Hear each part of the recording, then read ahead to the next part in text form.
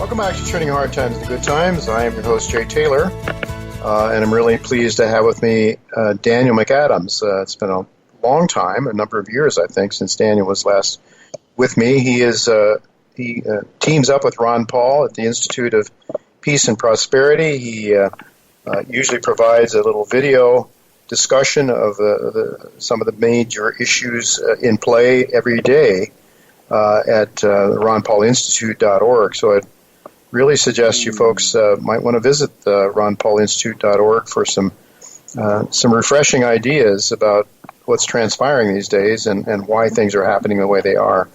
Daniel is the executive director of the Ron Paul Institute for Peace and Prosperity, and he served as foreign affairs advisor to Congressman Paul from 2001 until Dr. Paul's retirement at the end of 2012.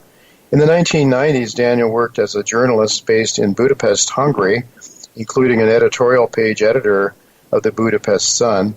He also served as special rapporteur for the British Helsinki Human Rights Group while based in Europe, monitoring human rights and elections on the ground in various contentious states, including Albania, during the 1996-1998 civil unrest. So Daniel's had a tremendous background in international geopolitics. He's been involved with a whole lot of different organizations, and now his daily activities at the Ron Paul Institute for Peace and Prosperity. Thanks for joining me again, Daniel.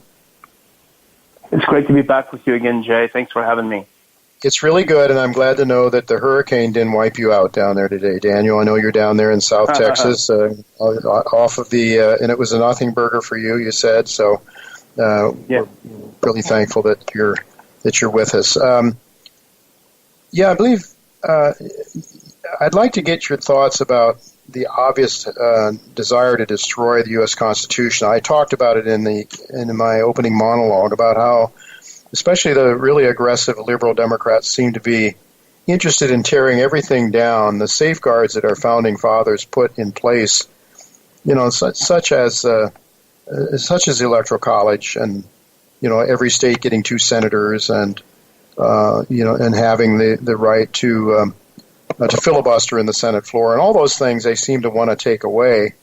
What do you think is happening to us? Why do you think do these people not understand the reasons that those institutions were created and why they were for our own good, why they were created, or is it an ignorance, or what do you make of it?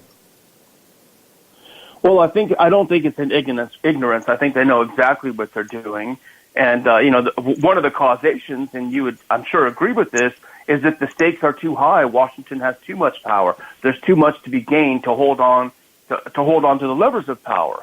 If we had the kind of government that you and I would prefer, the stakes wouldn't be that high. There wouldn't be that much incentive. You wouldn't be controlling trillions of dollars and controlling people's lives. So the fact that the government is so big is one of the causative factors for this mad dash for power.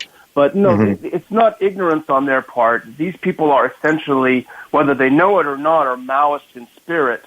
They want to destroy all the institutions of our society and rebuild them in a new image, and that image has been informed by, among other things, of course, our popular culture, but also particularly by their university professors and their entire educational background, which has taught them that everything that we value as a republic is a tool of oppression that must be overthrown.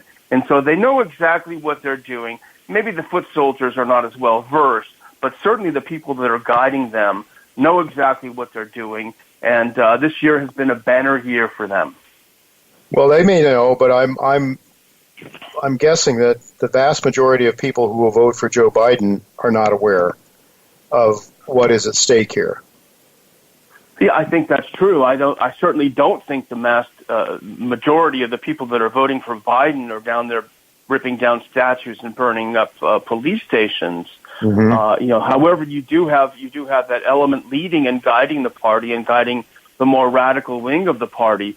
The irony, Jay, is that as much as this is portrayed as a battle to the death between two radically different competing ideologies, the fact of the matter is there really is very little difference. This fake news of a partisan divide in the U.S. is something that's very caustic. There really Mm-hmm. isn't that much difference between the two parties. Mm-hmm. It's between really tyranny and liberty, and that that battle has not even begun. Yeah, I think you're right about that. I mean, there's issues. We see some issues on the Supreme Court, of course, which is a hot one. But when it comes down to the issue of tyranny, freedom, limited government, which Republicans have long ago, I guess maybe Barry Goldwater, Ronald Reagan, at least gave lip service to it, although he built up spending like mad. So he built up the government very dramatically when he was in power as well. So I think Republicans, and certainly when it comes to monetary policy, as Ron Paul knows as well as you, that Republicans don't seem to be concerned about spending enormous amounts of money any longer, or to printing money, to paying for things either. So these are topics that I'll be talking to Alistair McLeod about in the second half of today's show. But so it seems as though that we had a soft coup, an attempted coup d'etat against Trump. First, with Russia, the trumped up things about Russia, and then you had the Ukraine. Supposedly Trump was doing stuff in Ukraine that was crooked and everything else. But you know a lot about the Ukraine and about coups and about color revolutions and so forth.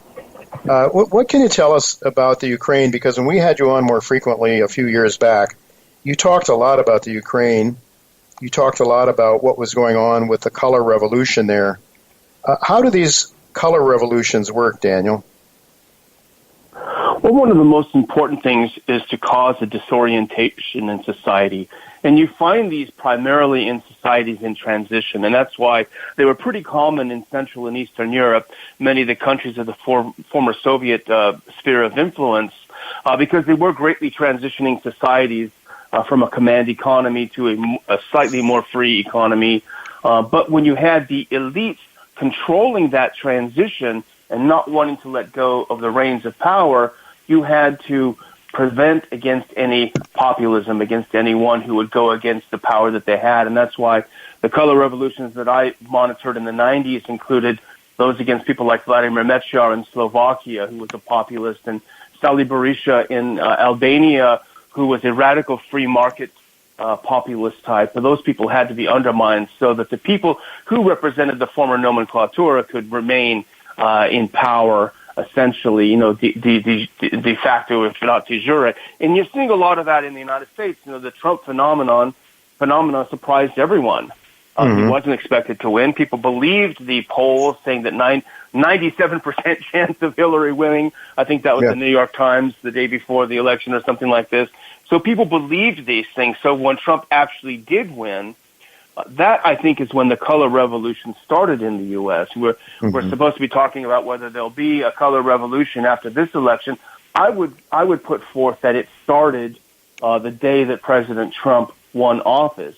You have to, in the military jargon, you have to have an intelligence preparation of battlefield before you start the battle. And that's what we had in the U.S., an intelligence preparation of battlefield, establish the idea and continue it for 4 years that President Trump was elected illegitimately. It was Vladimir Putin. It was other things that got him elected. He was not elected by the American people, and that's what his opponents have done over and over from day one. So, yes, the color revolution started November 4 years ago.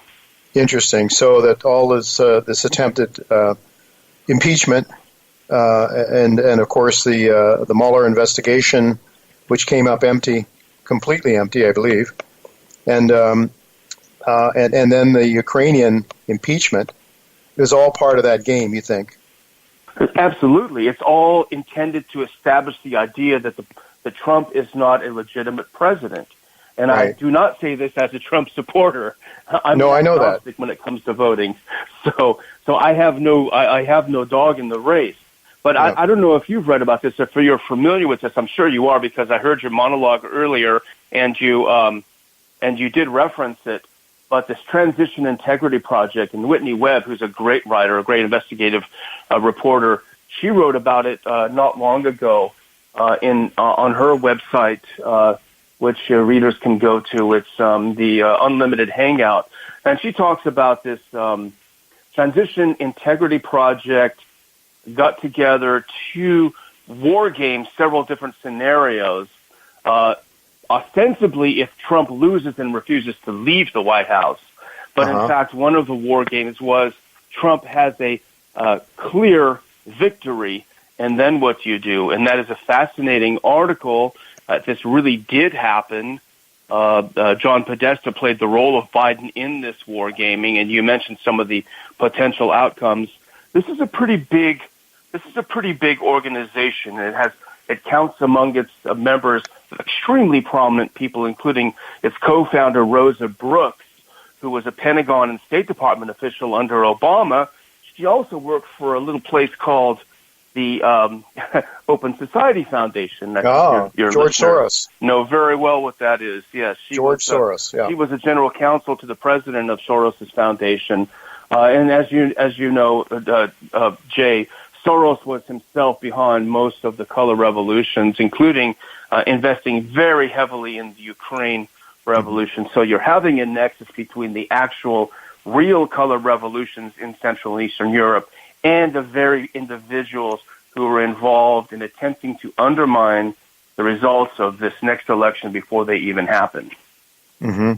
Yeah, so we have now, it's moving on to a more violent stage now. We've seen in Portland and Seattle and New York and, of course, Minneapolis and various other cities. And then we have COVID. Do you think all these things are just sort of coincidental, they just happened, or do you think there might be some collusion involved with these different events? Because if the aim is to keep people confused, they certainly have done a great job. Yeah, it's confused and disoriented. But another important aim is to prepare Americans in America for the idea of martial law. And certainly if you look at the response to the coronavirus, particularly in the blue states, and if you look at what has happened with violence in particularly the blue states, you're seeing an America that's being prepared for the idea of martial law. How quickly people have accepted that somehow the government has the authority to force them to stay at home, to not go to their jobs, to not go to their churches, to not go to their restaurants, to put a filthy rag on their face and walk around with it all day. This idea that there's an authority among governors and mayors of these states to push people around like this is unprecedented. And then when you look at the unrest in these cities, even people who, frankly, myself, it's not that I'm wanting martial law, but when I look at these thugs beating up innocent people, I'm thinking, damn, I don't want to defund the police. I want to send them in there to take care of this horrible chaos. These people are absolute thugs. So, yes, I think we're being psychologically prepared to accept the idea of martial law, and that is extremely frightening. Well, it is frightening to those of us who have lived in this country for so long, and I've talked to many people from Eastern Europe who said that their parents came here just to avoid with this very thing that's going on now. So it is frightening, and I guess we're out of time now, Daniel. I can't believe we're out of time already. Summing up here, though, what you address these issues frequently at the Ron Paul Institute, right? So people should go to hear what you have to say there at ronpaulinstitute.org. Yeah, and we have our daily show. It's on YouTube. Ron Paul Liberty Report is our channel there, and we're actually getting close to 250,000 subscribers to our YouTube channel. So we do every day live at noon Eastern time. We do a broadcast Monday through Friday. So we'd love to have your listeners join us as well.